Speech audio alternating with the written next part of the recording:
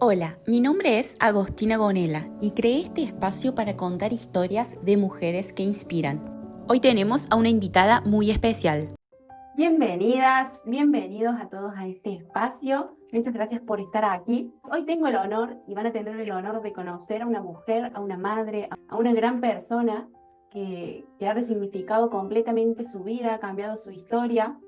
Hoy nos va a contar su historia con el VIH y cómo esto cambió completamente su perspectiva. Sé que tanto esto ha sido un gran cambio para ella como para miles de personas más y espero que esta historia que a mí me motivó a invitar a mujeres que inspira, las inspire a ustedes, mujeres, a hombres. Adriana Bravo, gran mujer, bienvenida a este espacio. Es un honor Hola, tenerte aquí. ¿cómo estás? Bueno, primero que todo quiero darte las gracias por permitirme este espacio para poder expresarme, para poder contar mi historia, que bueno, es súper, súper importante, y hacer algo con vos, la verdad que es muy lindo también. Desde que te conozco, nunca me he dejado de sorprender por tu trayectoria, por tu camino y cada vez que vamos hablando voy descubriendo nuevas cosas que espero que podamos captar en esta conversación. Me gustaría comenzar, antes de meternos a tu historia, que nos cuentes un poco de qué se trata el VIH, porque o no hay información o considero que está mal, estamos mal informados, mal informadas. La otra vez vos me contaste y para mí fue muy simple de comprender lo que vos me transmitiste. Bien, bueno, esa es un poco la idea, ¿no? De simplificar un poco esta información y también que se difunda más, porque lo que nos pasa es que hay muy poca información y errónea encima. Así que, bueno, comenzamos con que el VIH es un virus que ataca el sistema inmunológico, que ataca las defensas. Entonces, es como que tiene tres fases. Una fase que le llaman la fase aguda, que es que uno se contrae la enfermedad y tal vez puedan pasar meses, hasta 3 meses, que ni siquiera te enterás porque cero síntomas. Esa es una parte complicada porque, bueno, ahí no te das cuenta que te infectaste, ¿no? Luego está la segunda fase, que podés pasar de 3 a 20 años sin sentir absolutamente nada. Y esa es la parte más jodida, porque bueno, el día que tenés los primeros síntomas pudieron haber pasado 10, 15, 20 años. Entonces, si bien no lo sabés y no está afectando, o sea, no es que no está afectando, no lo estás sintiendo, en realidad se están morfando todas las defensas, ¿no? Mm. Hasta debilitar nuestro sistema inmunológico y bueno, ahí es donde directamente nos enteramos de un SIDA, que es cuando ya está la enfermedad. Y después está la fase SIDA, que es cuando no está mal, ya tiene las defensas muy tomadas, el cuerpo muy tomado por este virus, entonces ahí es como que aprovechan otras enfermedades a atacar el cuerpo, que son las famosas enfermedades oportunistas. Pero hay una gran diferencia entre lo que es el VIH y estar en fase SIDA, ¿no? Entonces, una persona, yo llevo 14 años con este diagnóstico y nunca tuve SIDA. Esto es porque la medicación, primero las defensas, y también la medicación pone como una barrera a este virus. Y mientras el virus no cruce esa barrera, una persona puede tener una vida completamente normal, sana. Porque Ujú. el problema es cuando el virus cruza la barrera. Y bueno, para que el virus no cruce esta barrera hay que tener diferentes cuidados, ¿no? El tema de la alimentación, de llevar una vida lo más sana posible, de tomar esta medicación que hoy existe. Lo que hace la medicación, que es súper importante, es que te lleva, o sea, baja tanto la cantidad de virus en sangre que llega un momento que te salen los análisis que eso es indetectable. Indetectable quiere decir que no se puede transferir, no se lo podés transmitir a otra persona. Ujú. ¿Sí? De ninguna forma. O sea, si una persona tiene relaciones sexuales sin protección, no lo transmite, porque es indetectable. O sea que no hay peligro para nada. Y por ende el virus no ataca el sistema inmune, entonces puedes tener una vida normal, súper normal. Eso Mm. está Y digo, qué importante es saber, tanto para la población en sí como para las personas que tienen este virus, que hay mucha desinformación y que, bueno, vos nos vas a contar un poco de tu historia y cómo fue que llegaste de tenerlo a ser consciente de qué se trata y potenciar tu vida al máximo y amigarte con tu vida. ¿Quién era Adri antes del VIH y quién fue Adri después? Teniendo en cuenta, que es algo que yo sé porque lo hemos charlado, de que hay un puente entre que adquiriste el virus hasta que tomaste las riendas de tu vida. Vamos a dejar de lado ese periodo por un ratito y contarnos un poco para que las personas te conozcan quién eras antes vos y quién sos hoy. bien. Bueno, yo tengo 43 años actualmente. Tengo un hijo que tiene 25 años, es un varón, un solo hijo. que lo tuve de muy jovencita. Cuento un poquito esto porque es lo que lleva, ¿no? A cómo fueron las cosas. Vengo de una familia numerosa, de una familia con muchas creencias, paradigmas muy erróneos, de muchos miedos, y eso, bueno, cuando te pasan estas cosas afecta mucho. Al haber sufrido tanto, tantas cosas de chica como violencia, bueno, haber pasado mucha hambre, ser muchos hermanos, más de una vez no sentirme querida por mis padres, porque bueno, al ser tantos hermanos hay que desparramar la atención para todos lados. Eso me llevó a, primero de todo, no valorar la vida. De muy chica yo no le encontraba sentido a la vida. Entonces me llevó a buscar distintas alternativas como para poder encontrarle un sentido. Eso hizo que me quiera juntar muy joven. Yo me junté cuando tenía 15 años. Quedé embarazada a mis 17 años, o sea que era una criatura, 17 añitos, lo tuve a mis 18 años, y conviví con el papá de mi hijo durante 12 años, que fue una convivencia muy linda, pero que también era un escape a todo esto, ¿no? Y aún así, en el trayecto de estos 12 años, no le encontraba sentido a la vida. O sea, para mí la vida era horrible, no quería saber nada, solo pensar que iba a vivir muchos años, que podía vivir 70, 80 años, era, no sé, me daba tristeza, era una cosa desesperante. Hoy miro para atrás y digo, no lo puedo creer, ¿por qué veía la vida así, no? Pero bueno, es por lo que uno viene arrastrando también. Bueno, luego a mis 28 años me separo, tomo la decisión de separarme, y ahí es como que ya hay un cambio grande en mi vida. Porque yo empiezo a emprender un poco más, siempre emprendí en realidad, siempre trabajé, siempre me dediqué a la venta, pero ya me empiezo a desenvolver mucho más, tomo la decisión de separarme, me voy, y bueno, con el tiempo me pongo de novia. Eh, para esto, bueno, era una persona que tenía todas las enfermedades, padecía mi salud, estaba detonada, muy mal, porque era muy nerviosa, era muy ansiosa, quería todo ya. También estaba esto que para mí la vida era una cagada, entonces es como que hacía muchas afirmaciones inconscientes, porque esto yo no sabía nada de las afirmaciones ni nada, pero hacía muchas afirmaciones y decretos muy negativos sobre mí. Entonces, en el momento que me separo, me pongo de novia y empiezo como a disfrutar un poco más de la vida. Y ahí pasa más o menos un año donde se termina esta relación porque era un poco la distancia, entonces se complicaba. Yo estaba muy enamorada, pero se complicaba. Y bueno, a los 3 meses más o menos que yo termino esta relación, que viene a través de una infidelidad, y a los 3 meses él me manda un mensaje, me cuenta que o sea, fue al médico porque no se sentía bien y le dijeron que tenía sífilis. Le hicieron unos análisis y le dicen que tiene sífilis. Entonces, que le avise a las parejas con las que estuvo, a las personas con las que estuvo, por las dudas. Y bueno, yo a raíz de esto digo, sí, la verdad que me voy a hacer los estudios para ver si yo también tengo esto. Entonces voy a la salita de mi barrio, y para esto yo tenía más o menos 30 años. Fue en el 2011. Y voy a la salita, le comento esto al ginecólogo, entonces el ginecólogo me dice, ¿querés que te mande a hacer todo un chequeo completo de las enfermedades de transmisión sexual, ya que estamos? Y le digo que sí.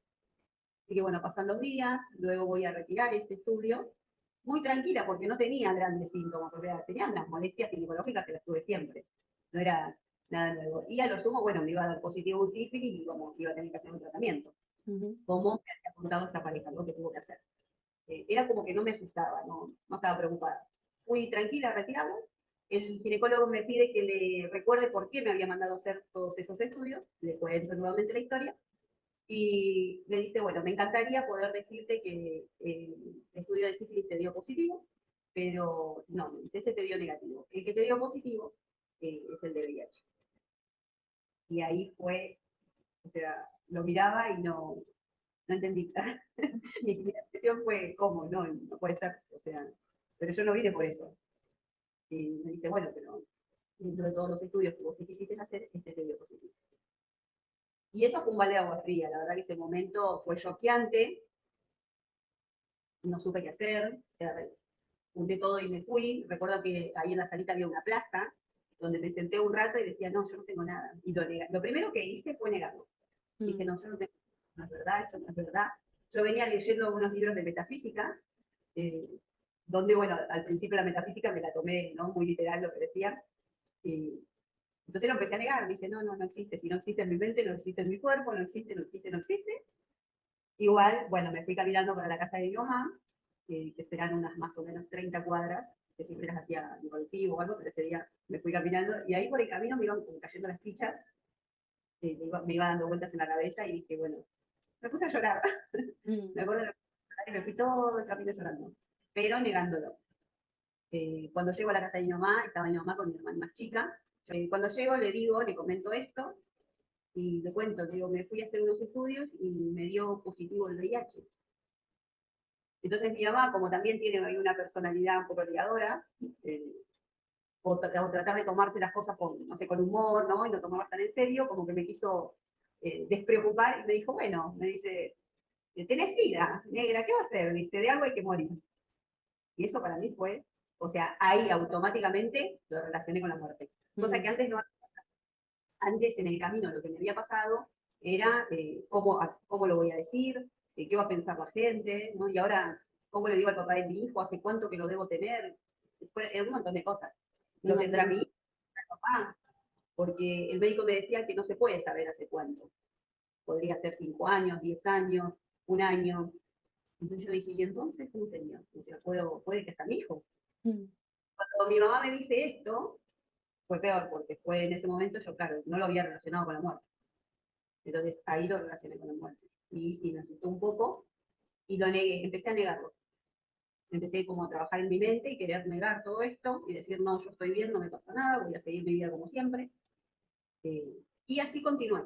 Empecé a potenciar mis ventas, empecé a hacer todo como si nada hubiese pasado.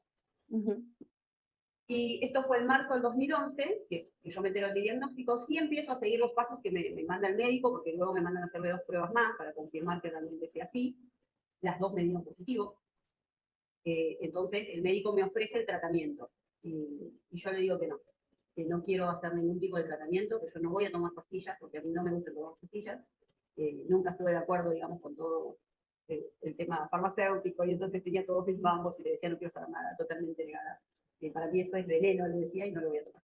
Me decía, bueno, pero si no lo tomaste, podés morir. Y bueno, me moriré, pero si lo tomo también me voy a morir, decía yo. Hoy, ¿cómo Adri ve la vida? Hoy, ¿cómo sos vos? Bueno, y hoy totalmente diferente, otra persona, más consciente de todo. Hoy veo que, bueno, esto no es un límite para mí, ni tomar las medicaciones, ni el estilo de vida, ¿no? Y siempre digo que esta enfermedad en mi vida fue como una gran oportunidad. Gracias a este diagnóstico, que fue duro en su momento, pero es lo que me llevó a tener ciertos cuidados. Me llevó a valorar la vida, sobre todas las cosas, a tomar conciencia de que yo, de alguna u otra manera, nunca quise vivir. Entonces, un día se me presentó una enfermedad mortal, que si no la tratas es mortal. Y me hizo poder ver el valor que tenía la vida, ¿no? Sí, la otra vez hablábamos y me dijiste una frase así muy espontánea que resume esto, que era no quería vivir, pero cuando estaba muriendo quise vivir, ¿no? Y cómo a veces tenemos que llevarnos a experiencias muy extremas para valorar el regalo de estar vivas. Y el simple hecho de estar viva, sí. Por eso digo que fue una gran oportunidad después de que pude asimilar todo, que me llevó entre 6 y 7 años, que me llevó tanto tiempo que es como que dije, bueno, no quisiera que esto le pase al resto de las personas, ¿no? Entonces, otro tema, para más adelante.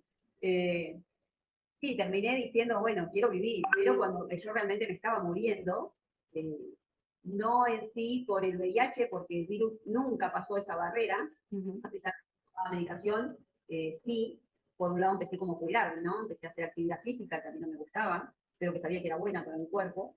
Empecé a mirar cómo me podía alimentar de otra manera, porque yo siempre tuve una alimentación muy mala, eh, muy carente de todo. Empecé a hacer cambios, a prestar atención al descanso. A mí en su momento me dijeron los médicos que, bueno, que si yo, las personas tienen que dormir aproximadamente 8 horas, entonces yo iba a necesitar 10 de descanso para mantenerme. Y al principio, bueno, hice todo al pie de la letra, después me fui dando cuenta que también, al no cruzar ese virus, la barrera, puedo dormir 8 horas como todo el mundo, porque estaría como una persona totalmente normal. Respeto esas 8 horas, tengo una vida sana, me alimento, cada día sigo buscando, ¿no? Y probando en mi cuerpo de qué manera puedo estar mejor. Así que llevo ya 14 años y súper estable. Los últimos 7 años, cuando cambió ahí mi actitud, mi forma de ver la vida, cambió todo.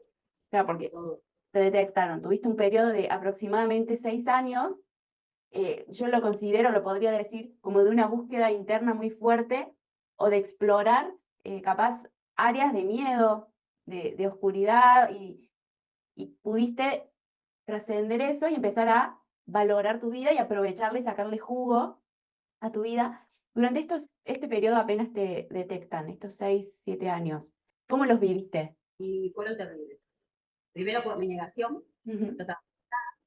Entonces seguía haciendo una vida normal, sin cuidados, porque yo estaba bien. Para mí era totalmente, los médicos estaban equivocados, los estudios habían salido mal.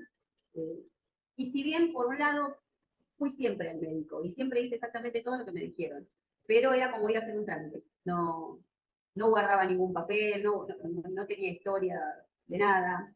Sí me mandaban a veces a vacunar y bueno, no era media antivacunas, así que tampoco me daba mucha bolilla, pero cumplía con lo que me decían de ir a hacerme las cargas viral, que se llama, y ver cómo están las defensas. Como las defensas venían bien, yo no quería tomar medicación. Y así estuve entre 6 y 7 años, que no es recomendable, porque estar indetectable, si bien no está afectando mi salud, porque no cruza la barrera, pero sí se puede transmitir. Que Entonces, con la medicación no. la medicación no. La medicación podés sentirte sana, pero sí lo podés estar transmitiendo y no dándote cuenta. Septiembre, o sea, el diagnóstico fue en marzo, en septiembre yo tenía proyectos de comprar una flota de autos, ponerlas a trabajar de remis, porque bueno, me dedicaba a la venta y ya estaba un poco cansada y empiezo con este proyecto. Al empezar con este proyecto, llevo un día a un auto a arreglar, a un amigo de un hermano mío, y acá conozco quién iba a ser mi próxima pareja. Ahora, ¿qué pasa? Yo tenía este diagnóstico. No lo sabía nadie, prácticamente. Lo sabía mi mamá, mi hermana y nadie más. Entonces, como que quedó, fue un secreto mío, dije, no tengo nada, y así seguí. Entonces, me pongo de novia con el tiempo con este muchacho. Estuve un año sin contarle absolutamente nada. Pero con ciertos cuidados, ¿no? O sea, tratando de cuidarnos en todo, pero se ponía difícil porque él no sabía. Llegó el momento que él me dice, yo siempre tema del preservativo, de que esto, de que lo otro, de cuidados con aquello, irme a dormir temprano, me decía que estaba cansada, trataba de cuidarme de los fríos. Pero bueno, uno de los errores más grandes que cometí fue no haberle dicho nada durante un año, porque yo, que hubo que decirlo. O sea, yo ya empezaba a sentir como una presión que me ponía yo sola, porque él en realidad no sabía. Empezaba a estar rara, empezaba a sentir como culpa, ¿no? Porque proyectábamos a futuro y incluso él me hablaba de tener un hijo el día de mañana y yo me sentía como cada vez más acorralada. Era una pareja muy posesiva también, con mucho carácter y yo como que me intimidaba un poco eso. También no sentía la confianza de poder contárselo, porque no sabía su reacción, ya veía que tenía reacciones raras. Finalmente, como él quería dejar de cuidarse con preservativo, como decía, siempre tengo que estar cuidándolo con esto, ¿no? Llegó el momento que le tuve que contar de este diagnóstico, que le pedí que se hiciera un estudio del primero, cosa de que cuando yo le cuente, él ya tuviese su negativo. Y me recuerdo un poco que él se hizo el estudio, le dio negativo y luego yo le cuento. Entonces traté de que, ¿no? En el momento que le cuento, que no se vuelva loco pensando yo también lo tengo, porque se acababa de hacer el estudio. Como muy pensado, pero con mucha presión. Y bueno, y ahí empezó, creo que una de las peores cosas que me pasó, porque yo no sabía tampoco al lado de quién estaba, y era una pareja narcisista y con rasgos psicópatas. Lo toma como bien y me empieza como a querer cuidarme, ¿no? Y un cuidado ya muy extremo. Entonces me empieza a hacer mal la relación, porque me empieza a tratar como que estaba enferma, como que me iba a morir, y él quería pasar más tiempo conmigo, porque en el momento que yo me muera, eh, quería haber disfrutado todo lo que se pueda. O sea, me empezó a decir un montón de cosas con ese supuesto cuidado que a mí me empezaron a afectar emocionalmente. Me dijo que también dejara de trabajar, sin querer, o sea, de a poquito me fue cortando todo, yo fui cortando todo, ¿no? Por lo que él me decía, de que me dejara cuidar. Yo fui una mujer siempre muy independiente que nunca estuvo al cuidado de un hombre. Entonces, como él ya conocía toda mi historia y conocía mis miedos, uno de mis miedos era terminar sola como mi mamá, decía yo. Entonces, esto hizo que la verdadera pesadilla en mi vida fuera esta relación. Porque cuando yo decidía dejarlo, como es una relación con cualquier persona, ¿no? Sin ningún diagnóstico, digamos, cualquier persona cuando tiene una relación tóxica quiere dejarla. Entonces, cuando yo intentaba dejarlo, él de la desesperación me amenazaba. Y en una de esas amenazas llegó a decirme que me iba a poner un pasacalle por el tema de la enfermedad. Y yo emocionalmente estaba tan mal que me lo creía. Entonces era como, me asustaba. Yo creo que ahí fui como tomando conciencia de la enfermedad. O sea, esto que yo negaba a la fuerza, lo tuve que ir integrando. Dije, sí, estoy enferma, sí me voy a morir. Hay una frase que dice que lo que negamos nos somete, ¿no? Y cómo estos temas tabúes generan mucha violencia para las personas que padecen. Esta historia que contás, digo, cómo tenerlo tabú, sentir capaz vergüenza de estar atravesando esto, nos puede llegar a someter mucho más o quitarnos el poder personal. Sí, sí, yo creo que hoy tengo la certeza que es la parte más difícil, porque si esto se hablaría más y se normalizaría más, uno no se sentiría amenazada por nada, porque, o sea, si vos tenés diabetes, decís a tu familia que tenés diabetes y que no podés comer determinadas cosas, si tenés cualquier otra enfermedad, lo decís. Sin embargo, esto es como, no se puede enterar nadie. Es esto, ¿no? Una vergüenza, enseguida se hace la muerte, y lo peor es callarlo. Lo que pasa es que no hay mucho acompañamiento, o sea, está la parte médica, que se encarga de la medicina, y bueno, ahí hay un poco de apoyo psicológico, pero lo que es apoyo emocional, más información más clara, vos fíjate que esta enfermedad o este diagnóstico no lo pasa en ningún lado. O sea, hoy lo encontrás en las redes, y hasta por ahí nomás la información correcta, digamos. Sí. La mayoría, yo otra vez veía un mensaje en TikTok, un muchacho un comentario y preguntaba, decía que él había fumado un cigarrillo el fin de semana con un muchacho que él no sabía que tenía VIH y que ahora se había enterado. Entonces preguntaba si debería hacerse la prueba. O sea, imagínate que todavía se cree, por falta de información, que uno se le puede transmitir esa enfermedad. Esta es otra. El VIH no es contagioso, ¿sí? Es transmisible. Entonces, yo una gripe no decido si contagiármela o no. Yo entro a un lugar donde hay gente gripada y me gripo, porque es contagiosa. Ahora, un VIH se puede controlar mucho más de que no te lo transmita una persona, porque no se transmite por mate, por saliva, por sudor, ni siquiera por sangre cuando estás indetectable, ni siquiera en relaciones sexuales cuando estás indetectable. Entonces, hay muchas cosas, mucha información que no se sabe, y eso es lo que te da mucho miedo. Y hace que cualquier persona venga y te amenace, porque realmente, ¿no? De que la gente se entere, porque ni vos sabés qué es lo que hace y qué es lo que no hace la enfermedad. Te vas informando de a poco. Debería pasarlo. Claro, en tu caso, desde que te detectaron hasta que te empoderaste, ¿no? Como que yo lo visualizo ahí, fue como un proceso de vos misma, ir descubriéndote a través de tus experiencias la posibilidad de que podés vivir normal, podés tener una vida normal, incluso considero yo por lo que me has contado y lo que te conozco, lograste valorar y amar la vida. Las cosas es eso, es poder, no sé, levantarme todas las mañanas. Yo me levanto muy temprano, me gusta levantarme temprano, y alzar los brazos y decir gracias, gracias por la vida, gracias por un día más, por existir. Pero ya no como por ahí a veces uno dice, no, gracias, agradezco la vida todos los días. No, realmente lo sentís, porque decís, estuve a punto de morirme. Es cada mañana sentir de decir, es un día más, respirar ese aire fresco a la mañana y decir, pensar que en un momento me estaba muriendo. De hecho, yo llegué a que los médicos me digan que si no me ponía las pilas me quedaban 4 meses de vida estable, porque estaba negada la medicación. Y pasar de esos 4 meses a llevar ya 7 años más, ¿no? Desde ese día, y cada vez más sana, cada vez más saludable, cada vez con más proyectos, con más visión. Y hoy también acompañando a personas, ¿no? Que estén pasando por esta situación. A mí se me hizo muy largo, entonces yo digo, no, tratar de acompañar desde este lado, ¿no? En ese tema quería entrar. Antes de entrar en el tema de a lo que te dedicas hoy, me gustaría que nos cuentes tu historia con la medicación. Tuviste muchos años sin tomar. 6 y 7 años aproximadamente. Sin medicación, sin contárselo aparte de mi familia.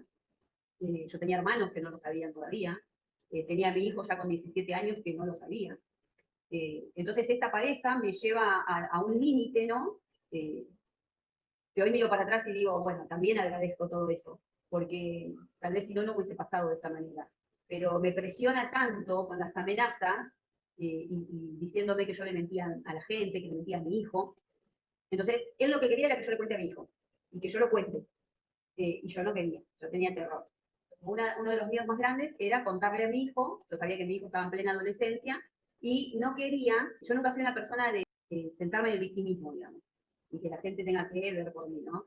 Entonces yo decía, mi hijo va a postergar su adolescencia, lo que él tiene que hacer por estar preocupado por mí, no quiero. Y tampoco quería el amor de mis hermanos porque ahora estaba enfermo. Claro. Esta presión me lleva a que yo me empiezo a enfermar, pero no de VIH, ¿sí? Porque en realidad nunca estuve enferma por el VIH, pero me empiezo a enfermar por toda esta presión. Por eso también tener un entorno tranquilo, tener una pareja tranquila, que te apoye, ¿no? Esos picos, ¿no? Una pareja que dice, un día te dice que te ama y el otro día te amenaza que te va a poner un pasacalle, son emociones muy, muy fuertes. Eso me partía mucho la cabeza. Eso me lleva a una depresión, a un estrés muy grande porque no sabía cómo manejar la situación. Y a la vez mi mamá también empieza a contarle a una cuñada, a un hermano, entonces más presión todavía. Era como, yo sentía que me tenía que apurar a contárselo a mi hijo antes que se entere por otro lado. Pero no estaba lista. Ahí empecé a un tratamiento psicológico, accedí a la psicóloga que me ofrecían en el hospital, y bueno, le empecé a contar todo esto y me dice, bueno, vos en la forma en la que estás, con la angustia que tenés, no podés ir a contarle a tu hijo. Porque si vos le contás de esta manera, y yo era un mar de lágrimas, entonces ella me decía, si vos vas a contarle a tu hijo de esta manera, tu hijo va a pensar que te vas a morir mañana. O sea, tenés que primero asimilar todo esto vos y luego contárselo. Pero ¿qué pasa? Las presiones eran muchas. Me están amenazando, me van a poner un pasacalle, o sea, no puedo dejar a mi pareja, que es lo que me está haciendo pelota, porque si no lo cuenta. Entonces era mucho. Y ahí me empiezo a enfermar. Se me empieza a caer el pelo, y yo obviamente todo lo relacionaba con el VIH. Porque googleaba y se te cae el pelo, te salen ronchas en el cuerpo, yo tenía ronchas en el cuerpo, había empezado a levantar mucha fiebre, tenía mucho dolor de cabeza, el pelo se me caía pero de raíz, y me acuerdo que yo lo juntaba en una bolsa y mi hijo me decía, mamá, tanto pelo que se me cae, ¿por qué? Y bueno, en un momento que yo me senté, lo llamé y le dije que tenía algo que contar. Y en ese momento, bueno, ahí le cuento lo que me estaba pasando, y él me dice, yo sabía que algo te pasaba, pero no te quise preguntar porque creo que vos me tenías que contar cuando vos te sientas lista. Así que fue un alivio. Ay, sí. Y ahí me abrazó y me dijo, ¿por qué no me lo quisiste contar antes? Y bueno, yo le expliqué que era por esto, ¿no? Porque él está en plena adolescencia, iba a estar pendiente de mí, yo no quería que se pierda de su vida por tener que ocuparse de la mía. Pero bueno, fue muy, muy compañero, incluso todo lo que fue la familia, luego de que yo lo empiezo a aceptar. Por eso yo hoy siempre explico mucho, por ahí a través de algún video, el tema de que los primeros que nos discriminamos somos nosotros mismos. Entonces, no queremos discriminación de la afuera, de la gente, pero los primeros en discriminarnos, en sentirnos sucios, que tenemos, yo he visto muchos comentarios de gente que dice que tiene la sangre infectada, que se siente sucia, que se siente mala persona, y todo eso lo sentía yo. Yo decía que tenía la sangre sucia, que estaba infectada, que para qué iba a seguir viviendo, que si me moría le hacía un bien a la humanidad, e incluso a mi hijo mismo. Así que bueno, esa parte sí, fue dura, pero el hecho de empezar a enfermarme y al llegar al límite de que me tengan que llevar a un hospital, hizo que tome un poco de conciencia, ¿no? Porque ahí, bueno, si bien no era el VIH, bueno, era toda esta presión que sufría en realidad. Ahí yo decido empezar a tomar decisiones diferentes, una actitud diferente, porque dije, bueno, o vivo o muero, o me dejo morir o decido vivir, pero así no puedo continuar. Estaba pasando lo que yo no quería que pase, ¿no? Toda la familia encima mío, diciéndome, dale, ponte las pilas, y yo no quería eso. Nunca quise tener a todos encima mío, yo quería que cada uno viva su vida, más mi hijo. Así que ahí, bueno, tomo la decisión de empezar a tomar las pastillas, y la empecé a tomar, sentí que me hizo mal el estómago, porque yo estaba muy negada, y las tiré todas al inodoro. Me acuerdo que eran 4 medicaciones diferentes, hoy es una sola pastillita, y todo fue progresando, pero en ese momento eran 4, y eran unas cápsulas azul y roja, me acuerdo, yo las abrí todas y tiré un poco en el inodoro y otro poco en el tacho de basura. Y no las quería, no las quería, no las quería. Pero yo era consciente que yo durante muchos años, prácticamente 6 años, había dicho que esa medicación era veneno. Y que el día que yo tome me iba a matar. Yo decía, el VIH no me va a matar, pero el día que yo tome las medicaciones me voy a cagar muriendo porque me van a hacer pelota el estómago, como siempre fui delicada del estómago. Entonces para mí la tomaba y no.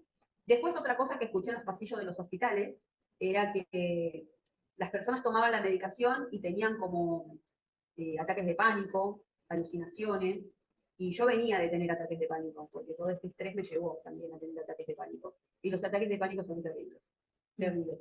Entonces, cuando yo escuché eso, dije, no la tomo ni loca. O sea, seguía con lo mismo, ¿no? Llevó su tiempo. Hasta que en un momento, leyendo metafísica, digo, bueno, había una parte que decía que había que aprender a negociar con las cosas en este plano terrenal, ¿no? Que Jesús incluso dice, negociar hasta que yo vuelva. Entonces, esa parte, recuerdo mucho en el libro de Connie Méndez, 4 libros de metafísica, y decía que podíamos negociar y te explicaba diferentes formas de poder negociar las cosas cuando no las podíamos cambiar, ¿no? Porque hay cosas que están en nuestro poder cambiarlas y hay otras que no, que se trata de aceptarlas y bueno, y ver cómo las manejamos. Un poco lo que dice, lo que enseña el estoicismo. Entonces agarré y se me ocurrió comprar etiquetas y cambiarle el nombre a la medicación. Entonces dije, bueno, si yo le cambio el nombre a la medicación y logro sentir otra cosa, porque yo para mí era veneno, entonces yo tenía que sentir otra cosa. Entendía mucho el poder de mi mente, que lo que pensás se manifiesta. Entonces dije, bueno, se lo cambio. Y ese trabajito lo habré hecho más o menos un mes, de ir mentalizándome, de que yo iba a empezar a tomar vitaminas, que le iba a dar vitaminas a mi cuerpo que me iban a hacer bien, que con esas vitaminas me iba a empezar a crecer el pelo, porque a mí prácticamente se me había caído casi todo mi pelo. Y, y bueno, le cambié el nombre, recuerdo que le puse Fortaleza, Sabiduría, en ese momento eran 3 pastillas. Fortaleza, Sabiduría y Conocimiento. Le puse la etiqueta. Entonces cada vez que yo las iba a tomar, las tomaba recontenta. Porque cada vez que las tomaba era como, bueno, ahora voy a tener más sabiduría, más conocimiento. Y ahí se Y abre así me fui. un temazo. Ahí se abre un temazo que es algo que vos siempre hablas y considero que es algo que te identifica un montón, que es el poder de la mente, ¿no? Como que yo digo Adri y ya se me viene la fortaleza de la mente y el poder de la mente y es algo a lo que vos hoy te dedicás y que vamos a tener otro encuentro y vamos a hablar estrictamente y enteramente de esto. Ahí creo que vos empezaste a comprender, me parece, y a dimensionar el poder de nuestra mente. Sí, yo no me estaba dando poder realmente, no estaba reconociendo mi poder, ¿no? Le estaba dando más poder a este virus, le estaba dando más poder a lo que podían llegar a ser las pastillas que a lo que podía llegar a ser yo con mi mente. Entonces empecé a estudiar un poco más, ¿no? De nuestras facultades superiores, que eso lo vamos a hablar en algún otro encuentro, y cómo eran las leyes universales. Entonces empecé ahí, ¿no? A amigarme con todas esas cosas, a meterme en ese mundo. Y ahí, bueno, ya le perdí el miedo a la soledad, el miedo al virus, el miedo, porque me empoderé, porque tengo un verdadero poder y que yo no era menos que un virus. Tal cual esto que traes, ¿no? A mí me toca desde mi propia experiencia, que es diferente, esto de no estar amigada con la vida, amigarme con la vida y comprenderme parte del todo y comprender que ya no estoy sola y comprender que en donde enfoco mi mente se manifiesta en mi vida y cómo podemos a través de la mente enfocar, tenemos la posibilidad de elegir, enfocar y empezar a cosechar esos frutos, ¿no? La posibilidad de elegir sobre tu vida, de elegir cuidarte, amarte, valorarte, y desde ese lugar podés hoy estar colaborando y acompañando a otras personas. Vamos a ir cerrando capítulo 2, sí o sí, porque todo esto necesita hablado y creo que la gente necesita escuchar el clic que hiciste porque es parte de un clic que todas las personas podemos hacer para resignificar nuestra vida. Me gustaría terminar con 2 cosas. Primero, ¿qué le dirías a personas que descubren que tienen VIH? Y lo primero, que es incluso ya lo que estoy haciendo, es aconsejarles el tema del tratamiento. El tema del tratamiento porque de esa manera es como que le sacamos del foco a esa parte. O sea, hacer exactamente lo que dicen los médicos, tomar las pastillas, después con el tiempo se verá que se hace, que no, pero al principio hay que hacerlo sí o sí. Porque es lo que decís, bueno, no le puedes poner actitud a otras cosas o empezar a querer saber sobre tu mente, sobre la actividad física, sobre la nutrición, si no controlamos eso, porque eso no te... Entonces, que el médico se ocupe de lo que nos aqueja, ¿no? Como dice el secreto. Y nosotros vamos por lo otro. Entonces, sobre todas las cosas es eso, arrancar con el tratamiento para poder empezar a buscar un acompañamiento. Es muy importante tener una persona que vos veas que está bien y que te pueda mostrar ese camino que hizo para llegar a donde llegó, ¿no? Porque no estamos solos, hay falta de información. Y quiero también que nos cuentes a lo que te dedicas vos, que justamente es esto, básicamente. Muy cortito, durante todos estos años, estos últimos 7 años, me dediqué a aprender muchas terapias para aplicarlas tanto en mí como para poder ayudar al resto de las personas. Entonces empecé, cada tratamiento que yo me hice, como uno de ellos fue el biomagnetismo, por ejemplo, cuando vi lo bien que me hizo, dije, yo lo quiero estudiar, lo quiero saber, o sea, quiero aprenderlo para poder aplicarlo. Y eso me llevó a estudiar muchas cosas. Hoy soy terapeuta holística y tengo muchas herramientas con las que trabajo. Pero sobre todas las cosas lo que hago es acompañar a las personas. Ahora diseñé un plan de 90 días, de 3 meses, para transformar, ¿no? Lo que es el estado actual y poder llevarlas a un estado deseado, con diferentes herramientas.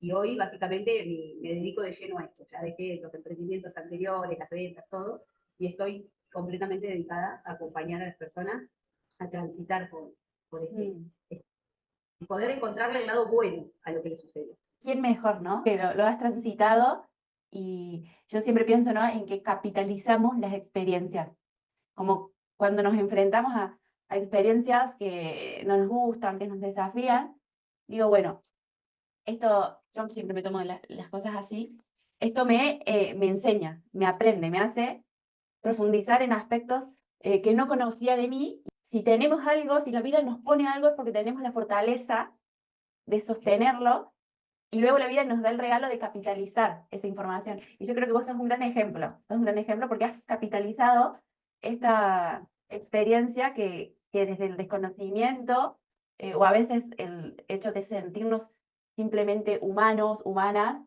nos puede generar mucho temor, pero somos mucho más que esta experiencia. Sí, y bueno, yo de alguna manera me fijé qué es lo que más necesité en este camino que me tocó, porque creo que a todos nos toca un camino diferente, pero todos tenemos nuestra historia. Y el fue el VIH. Y atravesar esto, entonces miro para atrás y digo, bueno, ¿qué es lo que me faltó? ¿Por qué fue tan duro esos 6, 7 años? ¿Por qué fueron tan duros? Porque no tenía acompañamiento psicológico, espiritual, emocional, no tenía desarrollo personal, no sabía ni lo que era. Recién empezaba con la metafísica. Entonces, digo, bueno, armo un combo de todas estas herramientas y hago que las personas que hoy les toca enterarse de esto pues, puedan vivirlo de otra manera. Qué valioso. Yo, ¿no? Porque si un día me dijeron, bueno, si vos descubrís tu pasión y lográs monetizarla, nunca más vas a tener que trabajar. Y te vas a levantar todos los días con entusiasmo a hacer eso. Bueno, hoy puedo decir que sí, es así. Mi pasión es transmitir y mi herramienta hoy es esta, por lo que a mí me pasó. Más allá de lo que pude haber estudiado como terapeuta, acá el valor es la historia de vida. Tal cual. Me asombra un montón, ¿no? Y me sorprende. Siempre la vida me está sorprendiendo, pero digo, cómo eso que fue lo más difícil o lo más choqueante se convierte en una pasión, como que nos da un propósito y un sentido y me lleva a ver la perfección del plan, ¿no? Como llámesele, cada uno puede decir Dios, divinidad, espíritu, energía. Para mí hay un plan para cada alma y viene dentro de una aventura de vida. Acompañado de todo esto, claro. Es primero lo transito yo y después, una vez que lo supero y que lo veo con más claridad, puedo ayudar a otras personas. Bueno, Adri, un placer charlar con vos, escucharte realmente. Amo tu historia, tu transformación y la forma en la que hoy ves la vida y todo lo que haces. Te pueden encontrar por Instagram como Adriana Bravo-81. Adriana Bravo-81. Igual yo lo voy a dejar escrito, de comunicarse con vos. Vamos a seguir charlando porque nos queda un montón para charlar de cosas que quería charlar, mostrándole lo que vos viste, ¿no? Con mucho esfuerzo, cómo hoy vos podés simplificar ese camino a otras personas. Mostrarle ese recorrido, ¿no? Que uno hizo y que realmente se puede salir adelante cuando tenés las herramientas del acompañamiento. Por eso un mentor es súper importante porque te acorta la brecha. Bueno, Adri, gracias a todas las personas que se quedaron hasta acá. Bueno, Adri es la primera mujer que viene a formar parte de Mujeres que Inspiran, así que es un honor para mí que así sea. Muchas gracias y hasta pronto. Esto se trata de historias de mujeres que transformaron y transforman constantemente su realidad. Esto se trata de poner voz a esos procesos que nos invitaron a transitar, a habitar la oscuridad y salir fortalecidas de allí. Esto se trata de inspirar, esto se trata de motivar y de alguna forma sentirnos acompañadas. Espero que este video te haya gustado. Suscríbete a mi canal para las próximas historias que se vienen de Mujeres que Inspiran. Apóyame dando like a este video y compartilo si sentís que le puede colaborar a alguna amiga, algún familiar. Seguime en Instagram en soy.mujermedicina. Gracias por llegar hasta aquí.